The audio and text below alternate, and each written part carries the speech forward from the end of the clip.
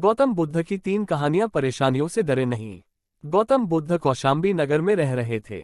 वहां की रानी गौतम बुद्ध का अलग अलग तरीकों से अपमान करती थी। आगे की कहानी सुनने के लिए चैनल को सब्सक्राइब करें। आगे की कहानी सुनने के लिए चैनल को सब्सक्राइब करें। आगे की कहानी सुनने के लिए चैनल को सब्सक्राइब करें। रानी ने अपने कुछ लोग बुद्ध को अपमानित करने के लिए और परेशान करने के लिए उनके पीछे लगा दिए थे। रानी के आदेश पर वे सभी लोग बुद्ध का विरोध कर रहे थे, लेकिन बुद्ध ने किसी से कुछ नहीं कहा। उस समय बुद्ध के साथ उनका एक शिष्य भी था, उसका नाम था आनंद।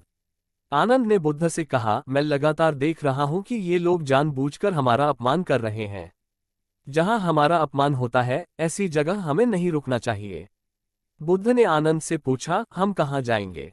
आनंद ने कहा, किसी और जगह चले जाएंगे जहां ऐसे लोग ना हो। बुद्ध बोले, अगर वहां भी ऐसी ही परेशानियां बनी तो फिर कहाँ जाएंगे? और हम कब तक भागते रहेंगे? अपमान भी एक समस्या है। हम अहिंसा, धैर्य के साथ विनम्रता और शालीनता से ऐसे लोगों का सामना करेंगे। बुद्ध की सीख, परेशानियां हर जगह हैं, हम परेशानियों से बच नहीं सकते। इसीलिए समस्या चाहे कैसी भी हो, हमें उसका सामना करना चाहिए। किसी व्यक्ति के लिए पहले से ही कोई राय न बनाएं।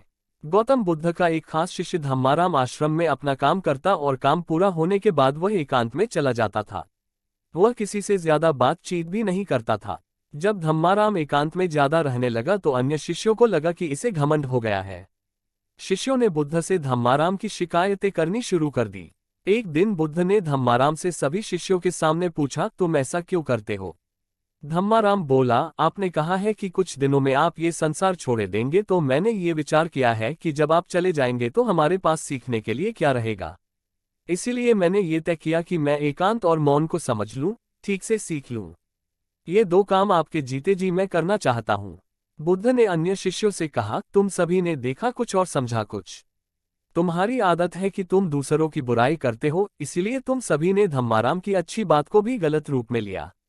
बुद्ध की सीख हमें किसी व्यक्ति को ठीक से जाने बिना उसके बारे में कोई राय नहीं बनानी चाहिए। अगर कोई अच्छी बात सीखना चाहते हैं तो घमंड छोड़ दें।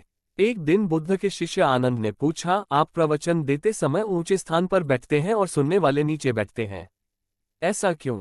बुद्ध ने आनंद से कहा, एक बात बताओ, क्या तुमने कभी किसी झरने से पानी पिया है? आनंद बोला, हाँ, मैंने झरने से पानी पिया है।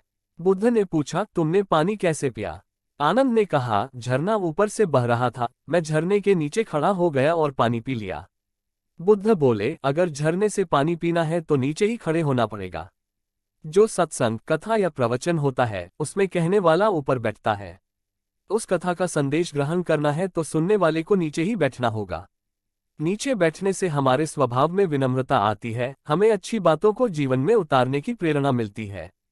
ऐसा करने से हमारा घमंड दूर होता है। बुद्ध की सीख, अगर कोई अच्छी बात सीखना चाहते हैं तो सबसे पहले अहंकार छोड़ देना चाहिए। इसके बाद विनम्रता के साथ ही अच्छी बातों को जीवन में उतारा जा सकता है।